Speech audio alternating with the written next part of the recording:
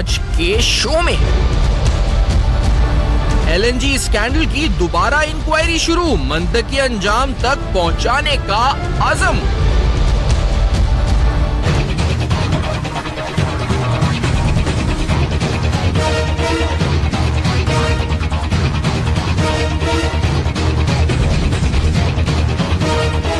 दस्तावेजात की छानबीन, साबिक वजीर आजम शाहिद खाकान अब्बासी को तलब करने का फैसला।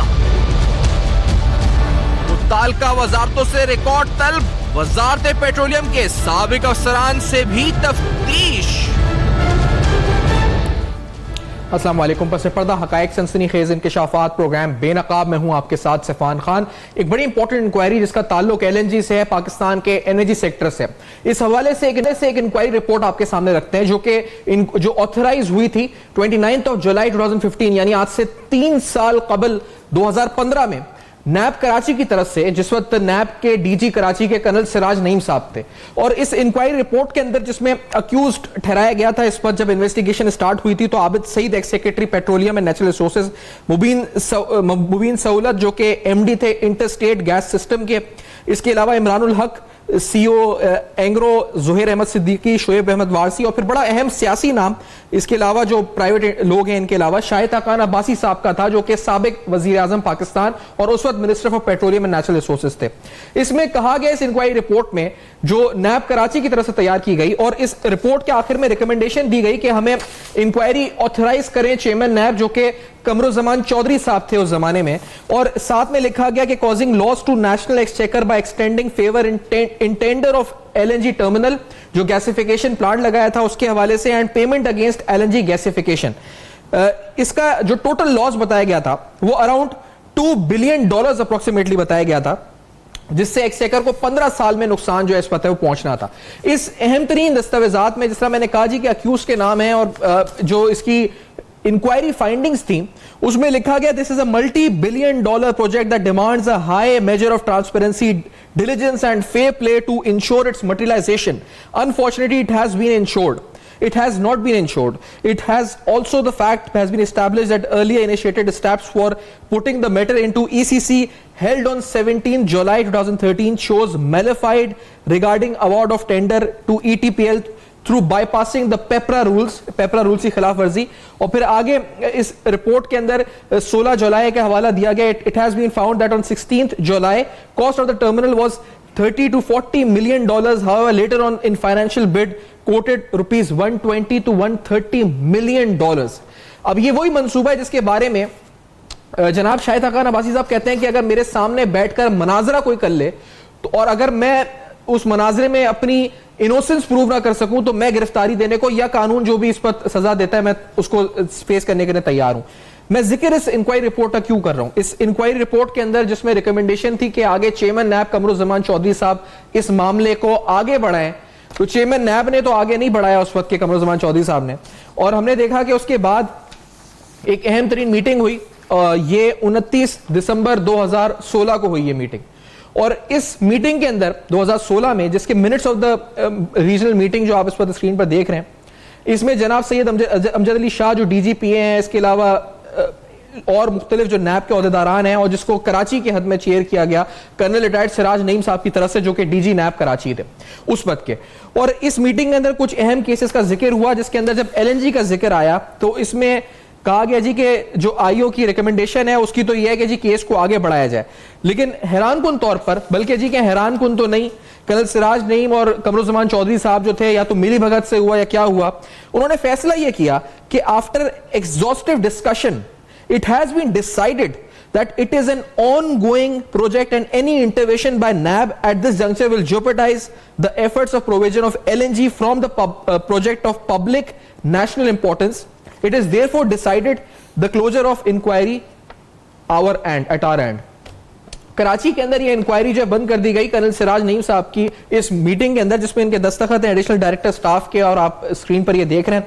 तो एक इंक्वायरी पहले बनाई गई नैब कराची की तरफ से, फिर एक मीटिंग होती है 19 दिसंबर 2016 को जिस मीटिंग के अंदर ये डिसाइड होता है कि कौमी जो इस वक्त कौमी लिहाज से नेशनल इंपॉर्टेंस का इशू है और पब्लिक इंपॉर्टेंस का इशू है, और अगर नैब बीच में पड़ता है तो कर्नल सिराज नईम ने फैसला किया अपने मातहत जो अफसरान है उनके साथ, जिसके अंदर 5-6 अफसरान के नाम लिखे, अमजद अली शाह, फरमान उल्लाह, जफर इकबाल खान, शफकत महमूद और मोहम्मद रियाज, और उनकी जो कंसर्न टीम थी उन्होंने फैसला किया कि हम इस मामले को यहां रोक देते हैं, इस मामले को आगे नहीं बढ़ाते क्योंकि इससे कौम का नुकसान हो सकता है। और ये जो इंक्वायरी थी अगेंस्ट द सुई सदर्न गैस कंपनी और इसके अलावा दीगर जो ऑफिशियल्स इसमें शामिल थे, जिसके अंदर शाहिद हक्कान अब्बासी साहब बड़ा नाम है, ये इंक्वायरी बंद कर दी गई।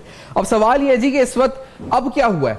अब ये हुआ है कि हमने सुना था थोड़े दिन पहले कि एक इंक्वायरी दोबारा से स्टार्ट हुई है, रीओपन हुआ केस, और अब सुन रहे हैं कि मामला नैब पिंडी के पास है और अब शाहिद हक्कान अब्बासी साहब के मामले को लेकर नैब पिंडी आगे बढ़ रहा है। और ये वो लेटेस्ट डेवलपमेंट्स जो अब हुई हैं, और इसमें कहा जा रहा है कि नैब रावलपिंडी जो है स्पेसिफिकली शाहिद हक्कान अब्बासी साहब को समन करने का फैसला भी कर चुका है, और इस सिलसिले में उनसे हकाइक जानने के लिए या वो तमाम मालूमात कन्फ्रंट करने के लिए जो नैब के पास है, जिसके मुताबिक इससे $2 अरब का नुकसान हुआ है, नैब की अपनी इंक्वायरी रिपोर्ट कहती है कराची की, वो गलत है या शाहिद हक्कान अब्बासी साहब गलत हैं, ये साबित जो है इस वक्त कुछ दिनों में होगा। नैब रावलपिंडी अब केस को टेकअप कर रही है, लेकिन फर्क कितना पड़ जाता है एक आदमी के आने जाने से। एक कमरुज़्ज़मान चौधरी थे और आज एक जस्टिस जावेद इकबाल है। मेरे साथ इस वक्त ब्रिगेडियर रिटायर्ड फारूक हमीद साहब पहले मौजूद हैं, असद खरल साहब भी हमारे साथ हैं लाहौर में। पहले फारूक हमीद साहब, आपसे साबिक डीजी नैब, आप साबिक डायरेक्टर नैब आप रह चुके हैं सर, ये क्या माजरा है? एक केस ठप कर दिया, खोल दिया, बंद कर दिया, फिर खोल दिया, फिर पिंडी चला गया, ये कमरुज़्ज़मान चौधरी साहब ने किया क्या आखिरकार इस मुल्क के साथ? सर ये फाइलें पढ़ के तो बड़ा अजीब सा दुख होता है, क्या हो रहा है इस मुल्क में, हुआ क्या था, इन्होंने क्या किया? बिस्मिल्लाहिर्रहमानिर्रहीम, बहुत शुक्रिया। देखें, ये कोई ढकी छुपी बात नहीं है, ये तो हम कितने अरसे से कह रहे हैं कि कमरुज़्ज़मान साहब क्योंकि उनके खास आदमी थे, मंजूर नजर थे, उनके ब्लू आइट थे नवाज शरीफ साहब के, तो जाहिर बात उनकी हुकूमत के, तो जाहिर बात है उन्होंने ये एक मेगा स्कैम था। अगर ये उस वक्त इंक्वायरी ऑथराइज हो जाती और मामला आगे चलते, शाहिद हक्कान अब्बासी अरेस्ट हो जाते, तो एक बहुत बड़ा सेटबैक होना था, political setback to the PMLN government. लेकिन क्योंकि उनके आदमी थे तो ज्यादा जाहिर बात है उन्होंने इंक्वायरी जो है उसको आगे चलने नहीं दिया। और मैं तो ये समझता हूँ कि जो कमरुज़्ज़मान साहब हैं उनके खिलाफ और भी दीगर बड़े इल्जाम हैं। सुप्रीम कोर्ट ने भी उनकी बड़ी कई मरतबा उनको सेंश्योर किया है, उनके खिलाफ के बारे में बात की है। तो मेरा ख्याल है उनको वक्त आ गया कि उनको जब ये इंक्वायरी रीओपन होती है उनको भी बुलाया जाए, उनको भी अपने कटारे में खड़ा किया जाए कि जनाब ये कैसे आपने, किस मेरिट की बुनियाद पर आपने इस इंक्वायरी जो है उसको आपने क्लोज किया और आगे चलने नहीं दिया। जाहिर बात है नैब कराची ने अपना काम नहीं किया क्योंकि वो चेयरमैन नैब के अंडर प्रेशर थे, ये जो भी मामला थे। नैब कराची ने रिपोर्ट बड़ी अच्छी बनाई फारूक हमीद साहब, बड़ी इस पे जो हम अपनी आंख से देख सकते हैं वो तो ज्यादा बेहतर हमें जो एक्सपर्ट्स हैं LNG के वो बताएंगे। इस रिपोर्ट में तो बड़ा मुफस्सल तरीके से बयान किया गया कि किस तरह ये क्राइम हुआ, किस तरह से अरबों रुपए का नुकसान हुआ, डॉलर्स का नुकसान हुआ पाकिस्तान को, और देखे ना लिखा भी गया कि आगे काम करें। आगे से चेयरमैन नैब ने कुछ किया और उधर से डीजी नैब कराची भी करने बैठे। नैब जो सराज उनकी जिम्मेदारी बनती है कि जब उन्होंने देखा था कि ये क्लियर केस है, मेरिट पे इन्वेस्टिगेशन बनती है, तो उनका काम एग्जीक्यूटिव बोर्ड मीटिंग में वो कन्विंस करते चेयरमैन नैब को कि या फिर उसके या कोई प्रोटेस्ट वहां से रिजाइन करते या कुछ करते कि जनाब इतनी बड़ी मेगा स्कैम जिसमें पाकिस्तान का इतना बड़ा नुकसान हो गया $2 अरब का, और जिसमें टोटल लैक ऑफ ट्रांसपेरेंसी है, वायलेशन ऑफ पेपर रूल्स है और मिसयूज ऑफ अथॉरिटी है। तो देखें ये तो फिर उनकी डीजी नैब कराची की भी कमजोरी सामने आती है। लेकिन अब बात यह कि कमरुज़्ज़मान साहब को भी बीच में लाया जाए, और इसके अलावा पेट्रोलियम मिनिस्ट्री के लोग तो आएंगे बीच में, लेकिन सैफुर रहमान जो है, जो कतर में फ्रंटमैन है शरीफ फैमिली के, उनको भी इसमें इन्वॉल्व किया जाए। वहां जो सफीर थे शहजाद साहब, जो कि अगेन इनके पॉलिटिकल अपॉइंटेड थे शरीफ फैमिली के कतर में हमारे सफीर, उनको भी बीच में अपॉइंट किया जाए। ये सब लोग आपस में मिले हुए थे और ये एक स्कैम था, नेशनल लेवल का मेगा स्कैम है।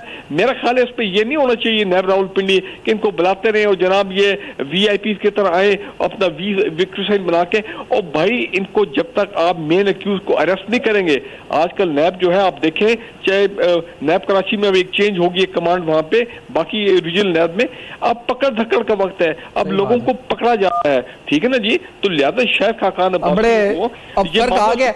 मैं ये जो बात है ना कि ये जो आप कह रहे हैं कि अब तो पकड़ धकड़ का वक्त आ चुका है, असद खरल साहब को तो खबर भी होगी कि क्या पकड़ धकड़ होने वाली है नहीं होने वाली है, सीनियर साफी है, इन्वेस्टिगेटिव जर्नलिस्ट हैं लाहौर में। शाहिद अब्बासी साहब जो कि आप कहते हैं जी कि LNG के हवाले से असद खरल साहब पिटीशंस और कंप्लेंट सारी मामलात को आगे बढ़ा चुके हैं, और अरशद अब्बासी साहब तो आप कह सकते हैं कि एलएनजी की डिक्शनरी, एनर्जी की पूरी जो है A to Z, आप उनसे पूछ सकते हैं कि कहां क्या किस तरह हुआ, कब हुआ, कैसे हुआ, क्या हुआ, कैसे गबन हुआ। तो he is also with us in the show. आप दोनों का भी बहुत शुक्रिया। खरल साहब, क्या होने लगा है? पकड़ धकड़ क्या, ये शाहिद हकान अब्बासी साहब या फिर कोई एनआरओ वगैरह क्या होगा? असद खरल साहब। एनआरओ मैं कहता हूं, हमेशा कहता हूं कि ये नेशनल रॉबरी ऑर्डिनेंस के मुतरादिफ इसको मैं हमेशा कहता हूं।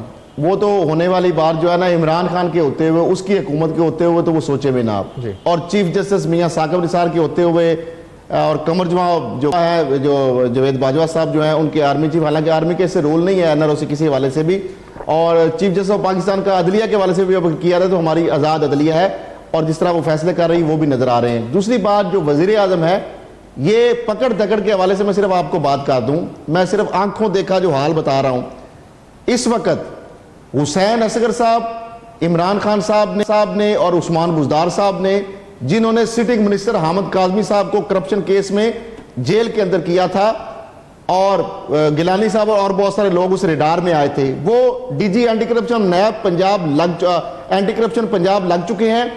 तकरीबन 8-10 FIA के जो बड़े डेडिकेटेड ऑनेस्ट ऑफिसर FIA के हैं फेडरल के तौर पे, वो भी उनके साथ अटैच हो चुके हैं, और उनकी कॉन्फ्रेंस रूम के अंदर हम जब भी जाते हैं 10-15 अफसरान उस वक्त मेगा करप्शन को खंगाल रहे हैं, और आने वाले दिनों में पंजाब के अंदर से बड़ी गिरफ्तारियां होंगी, नंबर 1। दूसरे नंबर पे ओमनी ग्रुप के हवाले से, फेक अकाउंट्स के हवाले से, जो कराची ऑफिस है वहां पे अगर आप विजिट करेंगे तो तकरीबन इस वक्त भी, थोड़ी देर पहले की मैं बात करूं जी, तकरीबन सुबह 8 बजे से लेकर रात 9 बज रहे हैं, FIA का लाहौर का आधा दफ्तर खाली हो गया है, कराची के लोग मौजूद हैं वहां पे।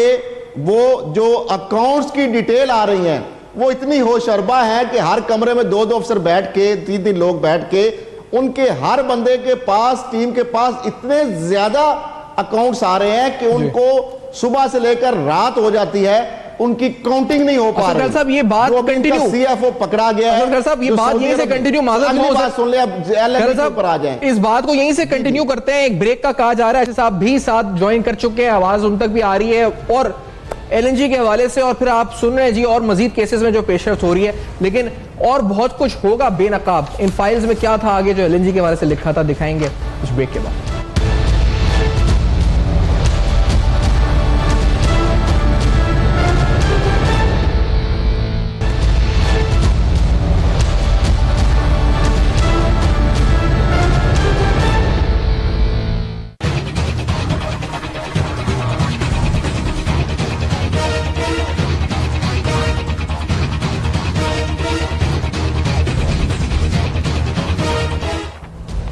Welcome back. आप देख रहे हैं बेनकाब, और बेनकाब में आपको वो हकाइक दिखा रहे हैं जिनका ताल्लुक नैब के अपने इंक्वायरी रिपोर्ट से है, जो कराची में तैयार होती है। 29 जुलाई 2015 को इंक्वायरी ऑथराइज होती है।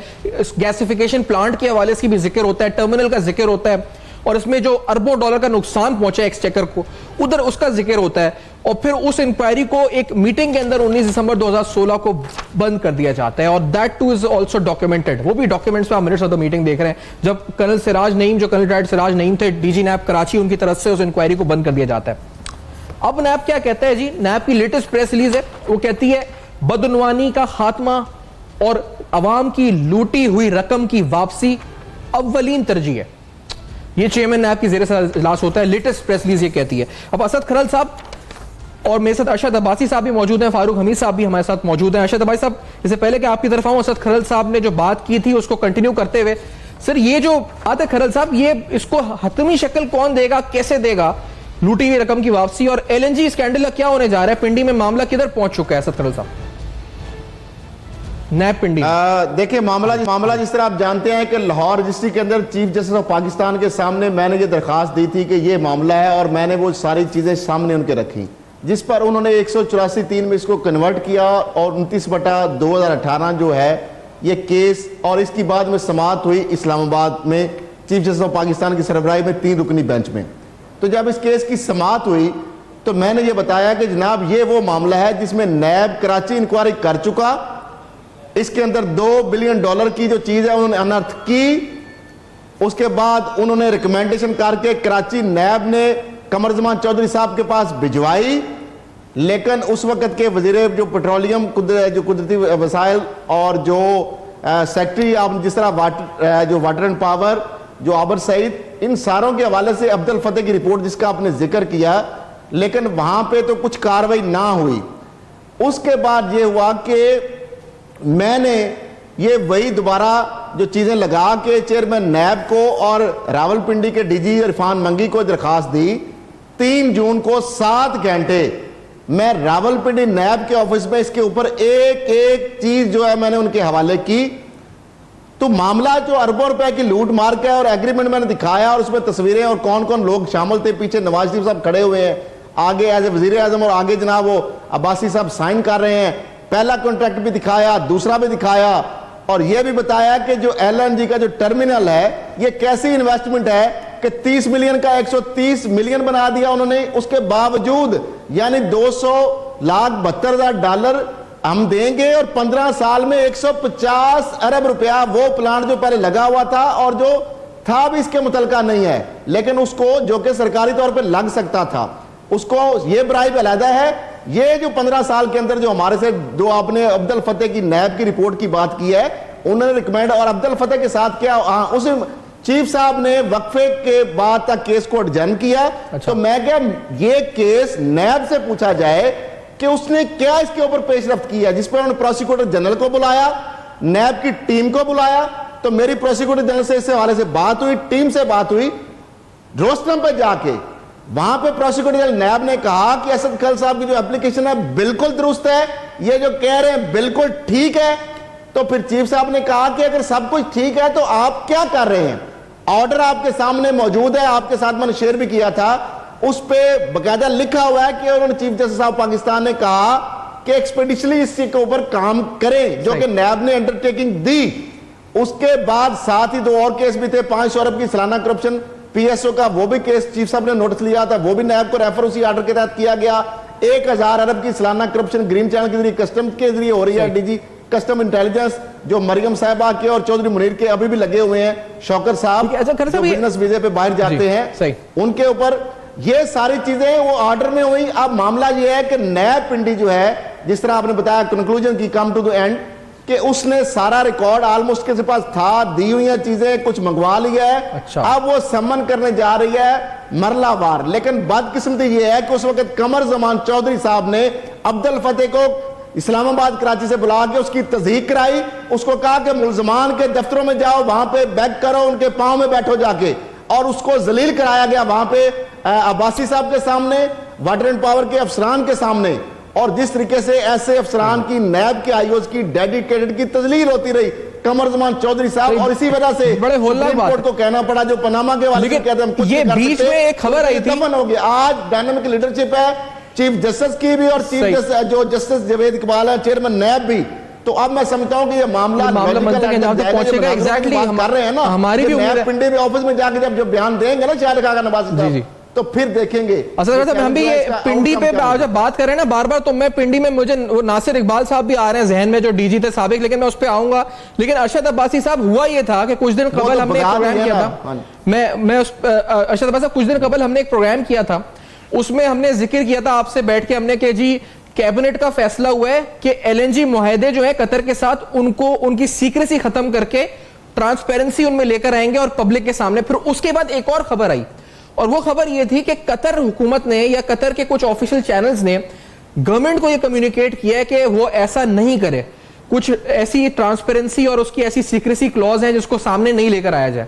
और फिर वो मामला दब गया, जैसे लग रहा था काबीना में कि कोई प्रेस कॉन्फ्रेंस होगी या चौधरी या गुलाम सरवर साहब उसको सामने लाएंगे या कोई और सामने लाएगा, फवाद चौधरी लाएंगे, वो दब गया मामला। अरशद बस आपके नो हाउ में है, हुआ क्या, ये वाकई में कतर से प्रेशर आया या गवर्नमेंट ने बोल दिया करा कुछ? एक चीज मैं ऐड करूं, बड़ी इंपॉर्टेंट पॉइंट है जी। ये उसी सुप्रीम कोर्ट की हियरिंग के दौरान मैंने चीफ जस्टिस ऑफ पाकिस्तान को कहा, सर मैं क्या पार्लियामेंट तो नून लीग की हुकूमत में बेबस थी, वो तो एग्रीमेंट सामने नहीं ला सकी, आपके ऊपर मुझे तो कोई इशू नहीं, हमें मीडिया में पब्लिसाइज ना बेशक आप करिएगा, आप फैसला करें, आपको यह दिखा दे एग्रीमेंट क्लासिफाइड सर्वमोर लिफाफे में डाल के दे दे, ये मैंने वहां पे बात की। तो अब देखना है क्या चीफ जस्टिस ऑफ पाकिस्तान के सामने भी अगर मुआहदा वो नहीं लाया जा रहा तो फिर क्या वजह है, या कैबिनेट भी इस तरह अब खामोश होकर बैठ गई है? अगर अच्छा साहब आपकी तरफ जी, अच्छा साहब प्लीज अगर आप बताएं कि ये क्या हुआ है सर कतर के हवाले से, कतर ने प्रेशर डाले, क्या हुआ है आखिरकार? सफियान साहब, ये स्टेटमेंट मैंने भी सुनी थी कि कतर के मिनिस्टर आए थे और उन्होंने ये कहा है कि जी इस मायदे को आप पब्लिक ना करें। पहली बात यह है कि ये ट्रेड एग्रीमेंट है, कोई सीक्रेट डॉक्यूमेंट नहीं है, कोई ऐसा डिफेंस डील नहीं है।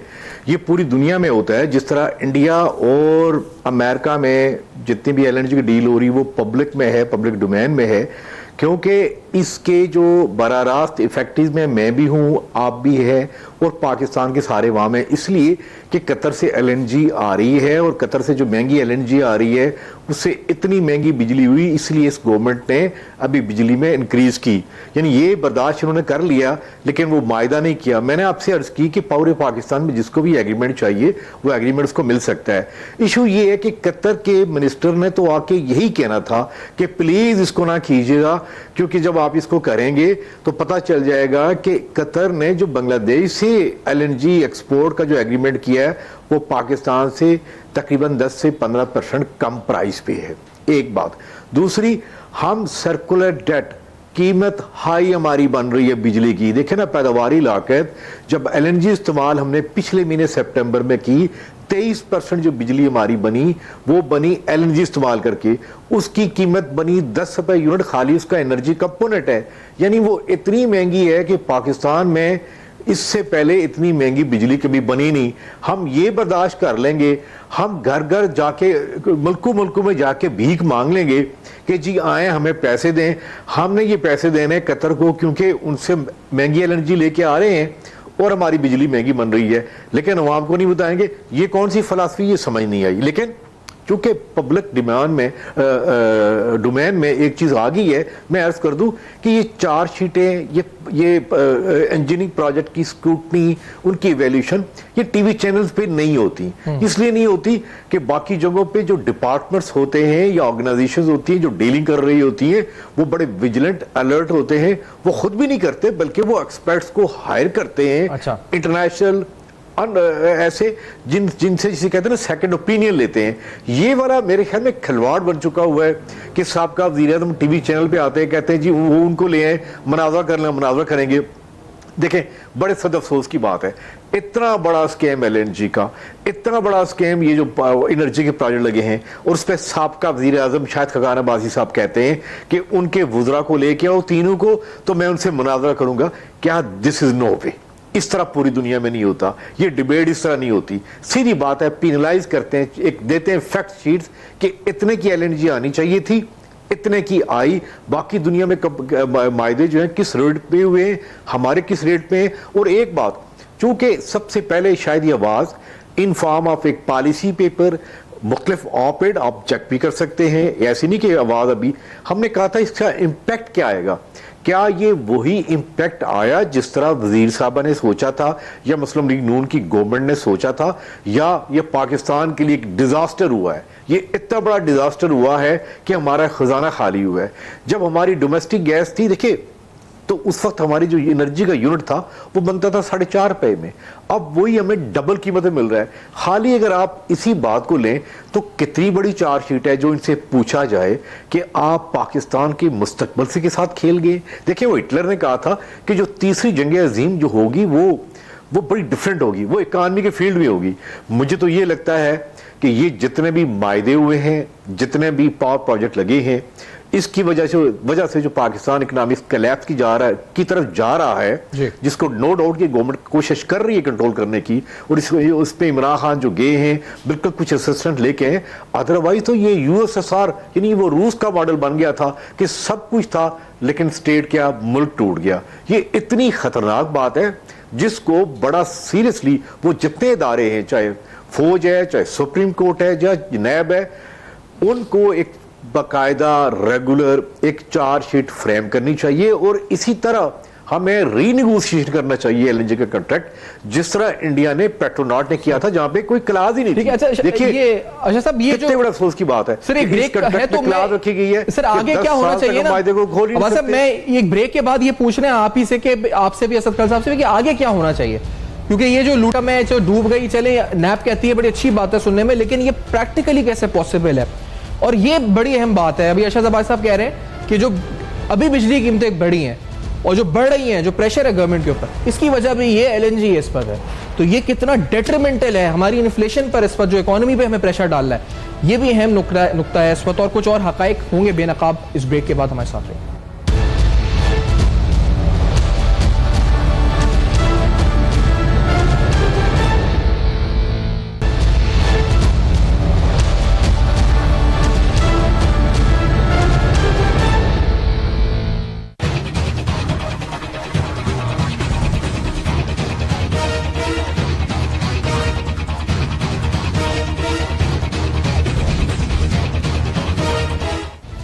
Welcome back. आप देख रहे हैं बेनकाब, और बेनकाब में वो तमाम हकाइक एलएनजी की डील के हवाले से रख रहे हैं जो हैरानकुन हकाइक भी हैं, जो नैप की अपनी रिपोर्ट्स में लिखे गए, दर्ज किए गए। अब्दुल फतह की ये इंक्वायरी रिपोर्ट, जिसके बाद असद खरल साहब बताते हैं कि किस तरह उस इंक्वायरी इन्वेस्टिगेशन ऑफिसर के साथ सुलूक किया गया। और अभी आप सुन रहे हैं जी कि इस डील का इंपैक्ट मौजूदा एनर्जी प्राइसेस पर, इलेक्ट्रिसिटी प्राइसेस पर क्या पड़ रहा है। That is also very detrimental.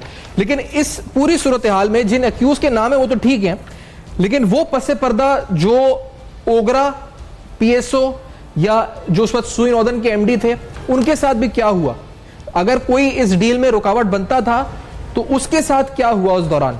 ये सवाल भी हम इस वक्त बेनकाब करते हैं। और फिर जब, क्योंकि जिस तरह नैब के आईओ ने अगर रोका या जो इस वक्त इस डील पे एतराज उठाता था, तो उस वक्त मशीनरी या जो सरकार थी वो क्या करती थी उसको साइड पे करने के लिए, ये भी बेनकाब करते हैं। वैसे अरशद अब्बासी साहब, आप बात कर रहे थे, असद खरल साहब की तरफ भी आए इससे पहले, कि आप कह रहे थे क्या चाहिए, लेकिन सर ये मुझे बता सकते हैं कि ये जो पसे पर्दा कुव्वतें, यानी जो लोग इसकी रुकावट बनते थे, उनके साथ क्या करती थी नवाज शरीफ की हुकूमत से?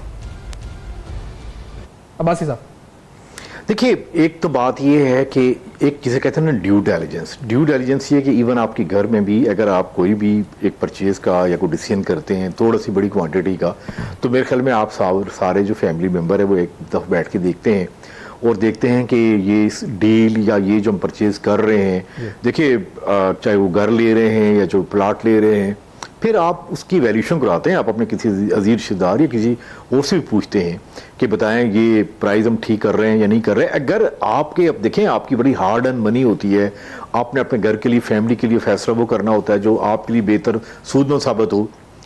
वो भी जो एनालॉजी है या ये जो वो भी इतनी सोच भी अगर रखी जाती तो आज ऐसा ना होता। लेकिन उससे ज़्यादा जो अफसोसनाक बात यह है कि 1 साल हो गया है, एक बात को बार बार मीडिया में एक आ रही है, उसको बार बार बता रहे हैं। ये बात बिल्कुल ठीक है कि कराची में पहले एक चार्जशीट उन्होंने फ्रेम की, और चार्जशीट फ्रेम किस पे थी? वो एक टर्मिनल पे थी रीगैसिफिकेशन के। मैं एक ही बात पूछता हूँ, बड़ी सिंपल सी, अगर आप किसी बच्चे को भी भेजें कि एक बात, एक चीज़ को फ्रेम करें, क्वांटिफाई करें कि पहले जो आपने रीगैसिफिकेशन का जो कॉन्ट्रैक्ट दिया है, रीगैसिफिकेशन का रेट था 66 सेंट, जब बाद में आपने ओपन बिडिंग की तो 40 आया। ये जिसे कहते हैं ना फ्लोटिंग ब्लेंडर या एविडेंस है, इसके ऊपर आज तक हम पूछ नहीं सके बुला के। तो देखें, इस बड़े अफसोस की बात है। फिर सोच सकते हैं कि ये मुल्क किस डगर की तरफ जा रहा है। इसका मतलब ये कि ठीक कहते हैं कि कानून मेरे आपके लिए है, बड़े किसी के लिए नहीं है। सर ओगरा वगैरह क्या कर रहा था? ये पीएसओ को पता नहीं था कि क्या हो रहा है। आवाज आती उनकी कि ये दुनिया में कभी ऐसा हुआ है कि कोई, देखिए इंटरनेशनल कोर्ट ऑफ आर्बिट्रेशन में बड़े केसेस जाते हैं, वार क्राइम के जाते हैं, और बड़े बड़े, क्या दुनिया में किसी जगह ऐसा हुआ है कि आए आज बैठ के टीवी बैठ के मुनाजरा कर लेते? मुनाजरा क्यों के लिए क्यों कहते हैं? उन्हें पता है कि पाकिस्तान में कोई भी सबने आंखें बंद की हुई हैं। क्यों? इसलिए कि इसकी शायद कदर नहीं है। वरना मैं आपको बताऊं, आजकल जो एनर्जी सिक्योरिटी है, इसे कहते हैं नेशनल सिक्योरिटी का सबसेट है। इस नेशनल सिक्योरिटी की अगर आपका एक ऑर्गन है। आप खुद देखें कि अभी तक एलएनजी के ऊपर कोई इंस्टीट्यूशन मूव नहीं हुआ। कराची नैब ने अगर छोटी सी मूवमेंट की, उसके बाद खामोशी छा गई। ये कैसी बात है? ये कैसे हम कह सकते हैं से नो टू करप्शन? मैं सिफान, बड़े अफसोस की बात करनी पड़ती है। पूरी कौम जो सुन रही है, जो लोग सुन रहे हैं, स्पेशली जो पीटीआई के लोग पैशनेट इसके सपोर्टर हैं, इमरान खान बजाते खुद मेरे ख्याल में बड़ा क्रेडिबल आदमी है। ये काम बिल्कुल नहीं करना चाहिए, इसका पता कराना चाहिए। देखिए, ये नहीं कि उनको सजा दें, शाहिद खाकान अब्बासी को सजा दे, ये मकसद नहीं है। मकसद ये है कि इसकी कास्ट को रैशनाइज करना। हम देखते देखते मर गए। पिछले महीने का जो टैरिफ है 10 रुपए आया खाली एनर्जी कंपोनेंट। यार अफसोस की बात है किसी का ध्यान ही नहीं जा रहा कि इसका इंपैक्ट क्या है। तो क्या असल चीज तो इंपैक्ट है कि कितना वर्स्ट इंपैक्ट आया। इस गवर्नमेंट को प्राइस इंक्रीज करनी पड़ गई है। हमें दुनिया के एक एक बड़े बड़े मुल्कों के दर बदर जाना पड़ा भीख मांगने के लिए, सऊदीया के पास, अब चाइना के पास। किस लिए जा रहे हैं? इसलिए कि ये जो इतनी महंगी डील हुई है इसके पैसे देने के लिए। यार खुदा के वास्ते कॉमन सेंस जिसे कहते हैं वो भी मिस हो गई है। और उससे बड़ी ये है कि बड़े से बड़े एक टीवी चैनल्स के एंकर्स को बुलाते हैं, कहते हैं आए मुझसे मुनाजरा करें। शायद उनको पता है कि बाकी तरफ से खामोशी है। अगर ये मीडिया आप लोग आवाज उठाते हैं या कहीं आवाज इंडिपेंडेंट उठती है तो उसको खत्म करने का एक ही तरीका है कि वो भी इतनी यलगार करें, झूठा प्रोपेगेंडा करें। ये सुफियान इस तरह स्टेट्स आप सही कह रहे हैं, आई एग्री विद यू, लेकिन मनाजरे का इंतजाम हो चुका है। असद खैरा साहब, जो मनाजरे की आप बात कर रहे हैं वो तो नैब पिंडी के ऑफिस में होना है ना, उधर के सवाल जवाब तैयार हुए। कहते हैं ना मनाजरा कर लें, तो वो तो सवाल जवाब पूरे तैयार होंगे वहां पे। और ये तो बिल्कुल क्लियर है जो अब्बास साहब फैक्ट्स बता रहे हैं, आप फैक्ट्स बता रहे हैं। वो मनाजरा क्या होना है नैब पिंडी के दफ्तर में और क्या किस तरह से होगा, क्या हो उसके लिए सवाल तैयार है नैब के पास? खैर साहब, नैब के पास सवाल तो बहुत सारे तैयार हैं और वहां पे उनका जवाब कोई नहीं है। लेकिन ये कौम को जो गुमराह करके और बेवकूफ बनाया जा रहा है, कितने जेलों में पड़े हैं कैदी, 200-500 करप्शन के जो केसेस हैं या मोबाइल चोरी, ये छोटे मोटे जो हैं, क्या उनको मुनाजरे की अपॉर्चुनिटी दी जाती है? क्रिमिनल केस जो है, क्रिमिनल के साथ जो ट्रीटमेंट की जाती है और जो अरबों रुपए का पाकिस्तान का टैक्स पेयर का पैसा हम पे कर रहे हैं। मैं सिर्फ एक बात अहम बताता हूं, एक इंकशाफ करने लगा हूं, बहुत बड़ी एक ब्रेकिंग न्यूज आपको दे रहा हूं। इमरान खान साहब जो हैं, नो डाउट कि उनकी दयानतदारी के ऊपर, उनकी इंटेग्रिटी के ऊपर, और जिनको मैं इमरान खान को जानता हूं, वो कभी भी करप्शन के ऊपर कंप्रोमाइज नहीं कर सकते, भले उनकी पंजाब की, केपीके की, वफाकी हुकूमत भी कुर्बान करनी पड़े। लेकिन बदकिस्मती की बात यह है कि उनके साथ जो उनकी टीम है वहां पे बहुत सारे गंदे अंडे जमा हो चुके हैं। मैं इससे और ज्यादा सख्त लफ्ज इस्तेमाल क्या करूं? पंजाब में आज इमरान खान साहब को डराया जा रहा है। अच्छा, उनकी कैबिनेट के लोग डरा रहे हैं, उनके जो बाकियात ब्यूरोक्रेसी के वो डरा रही है कि आप LNG की डील जो है उस हवाले से जी को करेंगे तो ये आर्बिट्रेशन में चले जाएंगे और ये नुकसान हो जाएगा।